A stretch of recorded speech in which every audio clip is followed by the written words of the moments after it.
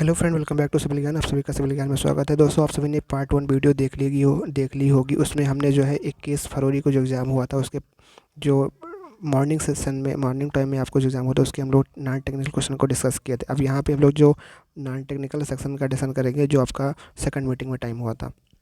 मतलब जो एग्ज़ाम आपका जो है सेकंड टाइम में हुआ था 2:30 बजे से 5 साढ़े 5 बजे के बीच। हमने जो पहले वीडियो में पार्ट 1 में हमने जो बात की है वो आपका मॉर्निंग टाइम में जो एग्ज़ाम हुआ था उसका है मॉर्निंग में, और ये पार्ट 2 जो वीडियो है उसमें हम लोग सेकंड टाइम में एनालिसिस करेंगे। इससे ही मालूम पड़ जाएगा कि आपके जीके जीएस का लेवल क्या होता है। अगर आपने पार्ट 1 नहीं देखी है तो इस वीडियो कमेंट बॉक्स में उसकी लिंक है, आप लोग ज़रूर देख लीजिएगा। चलिए बढ़ते हैं नेक्स्ट वीडियो में। अगर आप चैनल पर नए हैं, चैनल को लाइक शेयर सब्सक्राइब जरूर कर दीजिए। वीडियो को स्टार्ट करते हैं। यहाँ पे जो है हमने जो डिस्कस किया था वहाँ पे क्या हुआ था कि कुछ क्वेश्चन जो है आपके करंट अफेयर के बहुत पुराने क्वेश्चन पूछे जाते हैं। जैसे कि फरवरी में एग्ज़ाम हुआ था तो 21 फरवरी 2021 को क्वेश्चन पूछा था। नवंबर 2020 को क्वेश्चन पूछा था। तो हम लोग कहीं ना कहीं जो है करंट अफेयर के ऊपर हम ज़्यादा प्रेशर नहीं कर सकते कि हाँ करंट अफेयर यहीं से आएगा या इतना पढ़ने तो हो जाएगा। ऐसा कुछ हम करंट अफेयर के बारे में कोई हमारे पास जानकारी नहीं है भी तो मतलब इतना पुराना भाई करंट अफेयर आते हैं 2-3 क्वेश्चन, तो ज़्यादा उसमें हमको टाइम नहीं देना है। इसलिए हम ये क्वेश्चन करा रहे हैं ताकि आपको मालूम पड़ जाए कि हमको किस चीज़ पे जीके जी इसमें कैसे अपनी तैयारी करनी है, कैसे क्या है। आप लोग इसको, अगर आपको पूरी पीडीएफ क्लास की चाहिए तो आप हमारे अकाउंट टेलीग्राम पे ये आपको पीडीएफ मिल सकती है। टेलीग्राम का जो लिंक है सिविल ज्ञान नाम से आपका मेरे टेलीग्राम है, आप वहाँ पे इस क्लास की पीडीएफ को प्राप्त कर सकते हैं।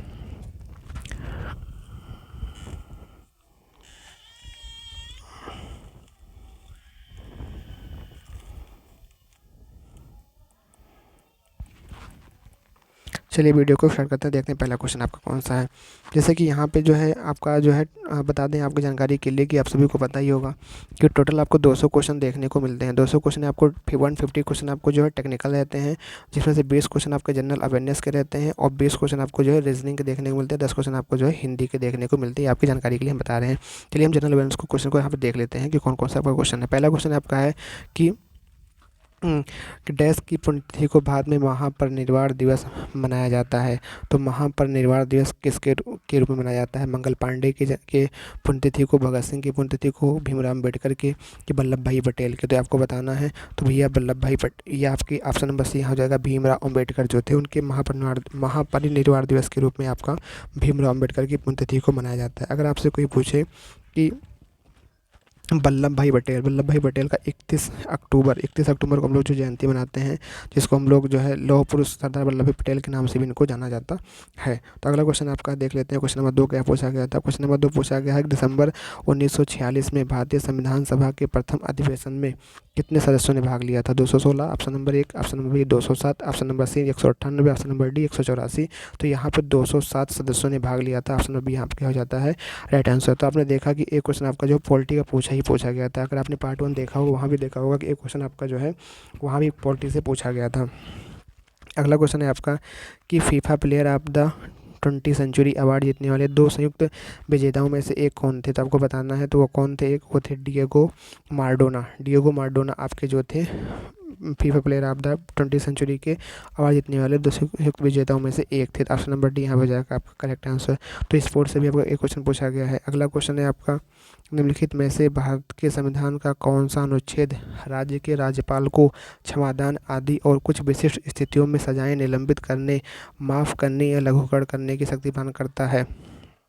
तो ऑप्शन नंबर बी अनुच्छेद 161 जो है वो राज्यपाल को ये निम्न शक्तियाँ आपको प्रोवाइड कराता है। ठीक है, ऑप्शन नंबर बी आपका हो जाता है राइट आंसर। तो आपको पता होगा कि पार्ट 1 आपने देखा हो, वहाँ भी पॉलिटी के 1-2 क्वेश्चन पूछे गए थे। पार्ट 2 में भी आप देख रहे हैं कि क्वेश्चन पूछे गए हैं। क्वेश्चन नंबर 5 क्या है? निम्नलिखित में से कौन सा नृत्य है जो अपने संबंधित राज्य के साथ सही युग्म में है? तो आपको बताना है। तो भरतनाट्यम तमिलनाडु ये आपका सही युग्म में है। बाकी कथक जो है नॉर्थ ईस्ट का है, आंध्र प्रदेश का नहीं है। आंध्र प्रदेश का बात करें तो कुचिपुड़िया एक होता है जो कि आंध्र प्रदेश का है। यहाँ बात करें सत्रिया आपका जो है असम का है।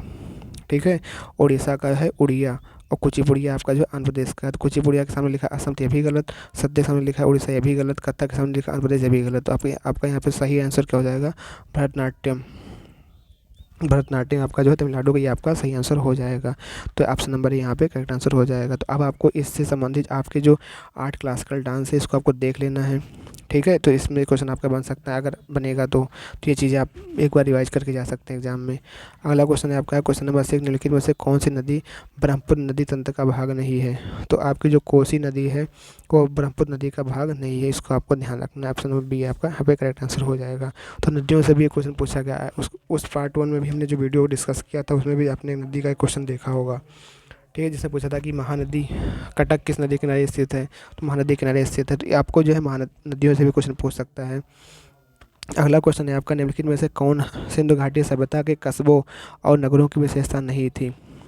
तो बताना है कि कौन सा ऐसा चीज़ है जो कि सिंधु घाटी सभ्यता के कस्बों और नगरों की विशेषता नहीं थी? तो मिट्टी और पुआल से बने एक मंजिला मकान, एक किलाबंद गढ़ जिसमें सार्वजनिक भवन स्थित हो, ये तो सही था। एक दूसरे को समकोण पर काटने वाली छोटी सड़कें, ये भी थी। स्टील लाइटिंग के साथ पक्की सड़कें, ये भी थी।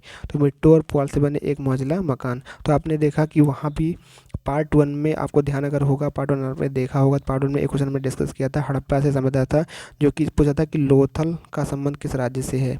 लोथल था कि ऐसे कुछ था, जहाँ पूछा गया था रोपड़ का संबंध किस राज्य से? तो रोपड़ आपका कहाँ से था? पंजाब से था।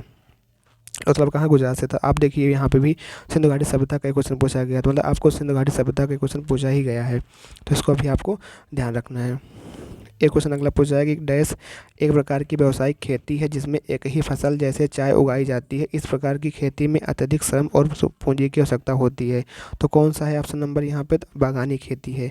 बागानी खेती प्रकार की क्या है? व्यावसायिक खेती है जिसमें एक ही फसल जैसे कि चाय उगाई जाती है, इस प्रकार की खेती में अत्यधिक श्रम और पूंजी की आवश्यकता होती है। ऑप्शन नंबर डी यहाँ पे करेक्ट आंसर है।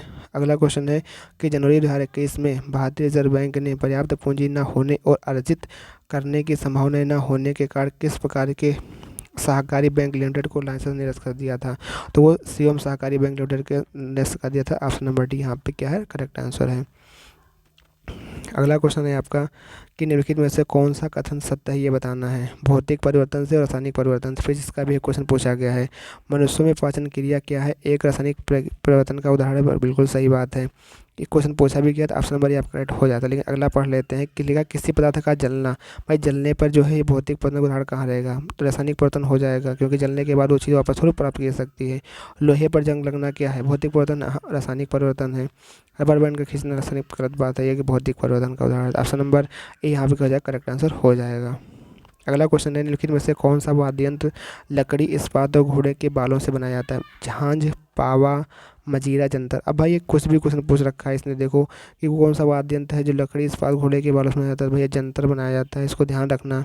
अब आप लोग देखें, जब से ही आपके जो है लता मंगेशकर जी का जब से निधन हुआ है, तब से एग्जाम के पैटर्न में क्या हो गया, कुछ थोड़ा बदलाव ये आया है कि वाद्य यंत्रों से, संगीत के क्षेत्र से क्वेश्चन पूछा जा रहा है। तो लता मंगेशकर जी के बारे में जब से मतलब इनका देहांत हुआ है तब से जो है, तो आप लोग इस पे ज़्यादा थोड़ा ध्यान रख लीजिएगा कि हाँ कौन कौन से वाद्य यंत्र हैं, कौन बजाता है। जैसे कि पंडित रविशंकर जी हैं, कथक मतलब जो है अभी मतलब इनका निधन कैसे हुआ, अभी देखो अब के निधन हो, के आर का निधन हो। लेकिन हाल में ये क्वेश्चन जो है हाल का नहीं पूछेगा, ये पुराना क्वेश्चन ही पूछता है यूपीपीएससी, पता नहीं क्यों 1 साल 1.5 साल पुराना क्वेश्चन ही पूछता है ये करंट अफेयर में।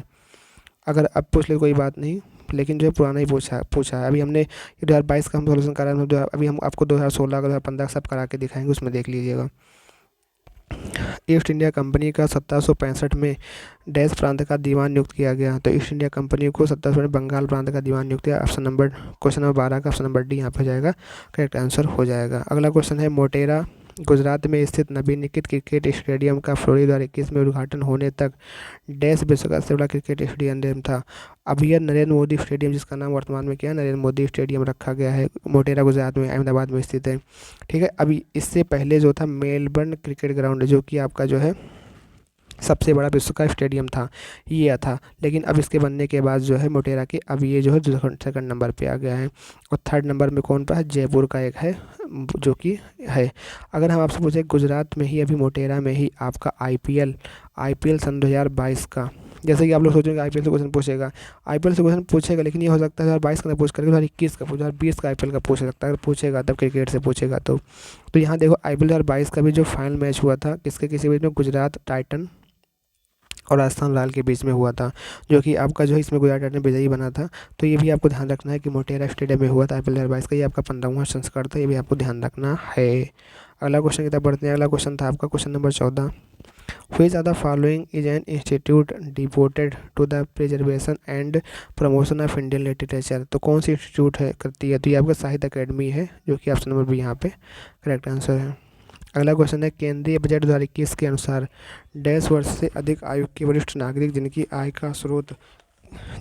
का स्रोत केवल पेंशन और ब्याज है, मतलब कितने वर्ष से अधिक आयु के जो लोग हैं जिनकी आयु का स्रोत केवल पेंशन और ब्याज है, उनको आयकर रिटर्न दाखिल करने से छूट दी जाएगी। तो वह हो जाएगा ऑप्शन नंबर 1 यहाँ पे 75 वर्ष, मतलब कि जो आपके 75 वर्ष के होंगे उनको जो है आयकर रिटर्न दाखिल करने से छूट दी जाएगी। ऑप्शन नंबर यहाँ पे क्या हो जाएगा करेक्ट आंसर। लेकिन में से कौन सी पुस्तक अनुपम खेर द्वारा नहीं लिखी गई है, तो बाकी ये तीनों पुस्तकें the best day is today, lessons life taught me, on English and autobiography, the best thing about you is you, तो ये सब आपकी जो है अनुपम खेर द्वारा लिखी गई है। लेकिन जो and then one day a memoir है ये लिखी नहीं गई है, तो यहाँ पे ऑप्शन नंबर ए आपका करेक्ट आंसर हो जाता है। अब देखो यहाँ पे क्वेश्चन पूछा गया है, और उस वाली पार्ट 1 में हमने जो वीडियो बनाई थी उसमें आपने देखा होगा, अगर आपने देखा होगा नहीं देखा भी देख जरूर लीजिएगा, आपके एग्जाम के लिए बहुत ही महत्वपूर्ण रहने वाली है। क्योंकि वहाँ पे क्वेश्चन पूछा गया था कि वरुण को पूछा गया, यहाँ पूछा गया बुध ग्रह सूर्य के चारों ओर एक चक्कर लगाने में लगभग कितने दिवस का समय लगता है, तो 88 दिनों का समय लगता है। तो ये भी आपको पढ़ लेना है। अगला क्वेश्चन है आपका, निम्नलिखित में से पटियाला के निकट स्थित किला कौन सा है, तो पटियाला के निकट स्थित आपका है बहादुरगढ़ का किला, जो है पटियाला के निकट स्थित है। आपको ऑप्शन नंबर डी यहाँ पे करेक्ट हो जाएगा। फरवरी 2021 में पहलवान ने क्या कहते हैं 24 outstanding Ukraine western and coach memorial tournament के महिला 53 किलोग्राम में स्वर्ण पदक जीता। किसने जीता, ये भैया विनोद फोगाट ने जीता है, इसको ध्यान रखना है।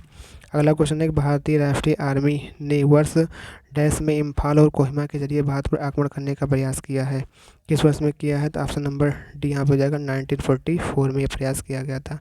तो ये आपके 20 क्वेश्चन यहाँ पे जीके जीएस के थे। 20 क्वेश्चन आपको यहाँ पे जीके जीएस के दिखे। हमने पार्ट 2 ये वीडियो बना दी है। पार्ट 1 पार्ट 2 में आपको देख लेना है कि हाँ कैसे आपका क्या क्वेश्चन रहने वाला है।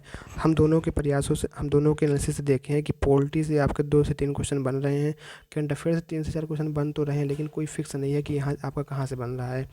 तो ये चीज़ आपको ध्यान रख लेनी है। तो आप ज़्यादातर करंट अफेयर पर फोकस ना करें, बस एक बार आप पढ़ लें कि हाँ क्या कैसे क्या रहने वाला है। बाकी आप पॉलिटी देख लीजिए और जो है जीके स्टैटिक पार्ट देख लीजिए, वहाँ से आप क्वेश्चन बन सकते हैं। स्पोर्ट का न्यूज़ देख लीजिए, स्पोर्ट से क्वेश्चन बन सकते हैं, वो भी प्रीवियस 1 सालों के।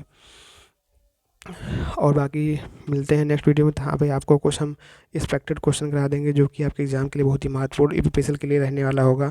बाकी और भी हम कुछ पेपर के एनालिसिस आपको ज़रूर देंगे इस यूपीपीएसएल के, क्योंकि 2020 में पेपर हुआ था, 2016 का, 2015 का, 2014 का, तो क्या पैटर्न उसका था और इस बार क्या पैटर्न आपका रहने वाला है। ठीक है, अगर आपको वीडियो अच्छी लगी, ये वीडियो को लाइक शेयर सब्सक्राइब जरूर करें, ताकि मिलते हैं आपको नेक्स्ट वीडियो में। तब तक के लिए थैंक यू, जय हिंद, जय भारत।